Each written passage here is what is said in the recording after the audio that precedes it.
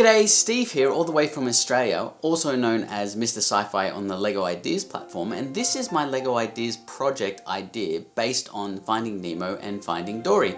I'm a huge fan of the two animations, and LEGO has never actually made an official set on either Finding Nemo or Finding Dory. They had a couple of little ones. They had a Squirt and Nemo in a Disney duo set, I believe. But other than that, there's been no Finding Nemo and no Finding Dory sets at any capacity. So we're hoping to change that. So this is an idea to try and get it made into production. My son, who's only 5, is also a huge fan, and he's been bugging me to redo this project. So I'm going to answer a whole bunch of questions that I've been asked on social media about the different characters, why I made it, some of the features in the project. So please enjoy the video.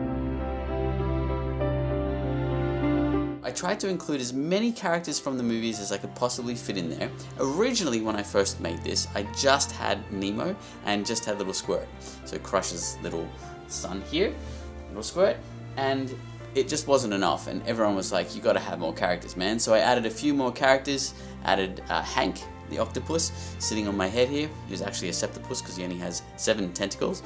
And then I had a whole bunch of people more say, you gotta have Bruce, you gotta have the shark, people wanted Gerald, people wanted Nigel, the Pelican, all these extra characters. So the project has actually evolved over a period of a few years now, and this version that you're looking at the moment has a huge amount of characters, and that's why the piece count is a little bit higher, but I was able to fit most of the characters that people from Facebook and Reddit and a whole bunch of other social media platforms were asking me to include into the project. So one of the questions I had from people was, who was the most difficult character to create? And so the most difficult character was probably Bruce. And the reason Bruce was difficult is because he's a great white shark, and if you watch the movie again, Finding Nemo, you'll see that he has many layers of teeth. Hello. And so I had to actually think about how I was going to fit in more than one row of teeth. So if you look carefully at his jaw, you'll see that he actually has a couple of rows of teeth there. And fitting it all together was a little bit of a challenge, but I got there in the end. I probably did at least half a dozen iterations or versions of Bruce before I found one that actually worked. And I also designed him so as you tilt the project and turn it around, he becomes happier or angrier. So he's very angry from front on, he's quite happy from the side. So you can actually tilt the project and he changes his facial expression. Lots of people also ask me about the scale of the project, and it is absolutely impossible in LEGO. Well, not impossible, but it's not pragmatic to have a full-scale replica of Finding Nemo. And the reason for that is because a little clownfish like Nemo is literally just a fraction of the size of something like Destiny, the whale shark. So Destiny, if she was fully grown, she'd be about 1,800 and something times bigger than Nemo. And if you tried to do that in the LEGO Ideas package, you just wouldn't get very far.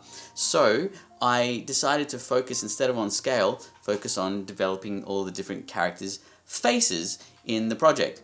And I wanted you to be able to just glance at the project and go, okay, that's definitely Marlin and that's definitely Nemo, for example. And same with Crush, and same with Crush's little offspring Squirt. So scale wasn't something that I had put behind my intentions for creating this project. Another question I got is this the Finding Nemo movie or is it the Finding Dory movie? And some people preferred Finding Nemo, some people preferred Finding Dory. I happen to like both movies roughly the same. So I decided to make this project on both. And this signboard in the background originally just had Finding Nemo, but I ended up making it Finding Nemo and Finding Dory. And so if you prefer one movie or the other, that's fine. Hopefully you still have your favorite characters in there. But that was a big contentious issue when I first did the project and just had Finding Nemo on the sign and in the title. And when I started adding characters from Finding Dory like Hank, you couldn't kind of make it Finding Nemo anymore, so it evolved into both projects. Another interesting challenge was creating Hank, and once again, Hank only has 7 tentacles, so obviously in the project he only has 7 tentacles too, and making him look a bit angry was really important because he's always a bit of a grumpy pants in Finding Dory movie. So I had to include him, and I put him sort of in the middle there, and you can pose his little tentacles and maybe even make him hold someone. In this particular case, I've got him holding Marlin, who's Nemo's dad. Another big challenge of this project was actually creating Gerald, and the reason Gerald was difficult is because of his eyes and the eyebrows. And so I used a few interesting techniques I kind of used some bars that go up the back, middle of his head and came forward, and then on those bars I've got a little plume Lego piece which actually looks like a eyebrow. So these were intended as feathers back in the medieval sets, but I made them into eyebrows, and I think he looks absolutely hilarious, just like he is in the movie. He's one of my favorite characters. Another big challenge in the project was creating Destiny, and the reason for that is because she's got a wonderful, beautiful smile in the movie with a big mouth, and to make that kind of mouth look a little bit more accurate, I couldn't find any technique that worked with studs on top. So I turned some of the arch pieces upside down and realized that I could create a beautiful smile for Destiny using the snot technique, and you probably already know what snot represents, studs not on top. And so you've got studs that are actually upside down, and that allowed me to do this beautiful big arch, and then I could build Destiny's model around this particular function. So the rest of Destiny is studs on top, and I've got some tiled curved pieces and slopes on the top there, but the actual bottom jaw section inside of the mouth is actually studs not on top. And then I was able to build the tongue and connect that to some bars and clips in the back of her mouth. So I was quite happy with how she turned out. Also, her eyes were a bit of a challenge. So in the project, I've got a couple of pieces actually stuck together. So a little ball piece that's inside of another piece, and that gave me kind of like an eye that had like an eyelid attached to it. And I kind of liked that. I didn't just like having the eyes by themselves. I didn't think that looked very good. Migration, let's learn about migration. I had a lot of people ask about Mr. Ray, and so I made him posable so his fins could kind of turn as well on little hinge pieces.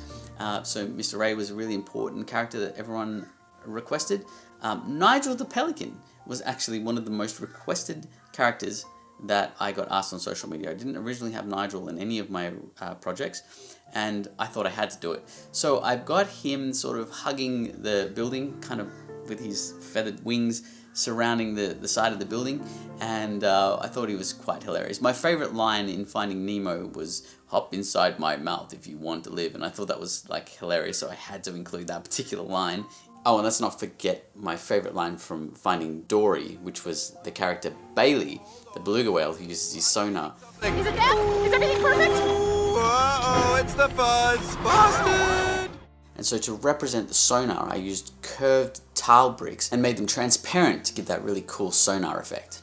I'm a piranha. Then the Amazon. Another really highly requested addition to the project, which was never in the originals, was having Darla in the dentist area. So I've created the building behind and then put Darla in there as part of the dentist scene, and then I included the aquarium, and I've got a couple of little micro featured characters in the aquarium. I decided not to make the whole project around the aquarium because there's just too many important characters that weren't actually inside the aquarium set. So I've still got the aquarium there as a micro scale, but I wanted to have so many more characters that just wouldn't fit obviously inside an aquarium, like Destiny. Becky was also one of my favorite characters from Finding Dory, and you gotta have Becky. So I had Becky sort of standing next to Gerald, and they kind of share the green bucket, which is a pivotal point in Finding Dory.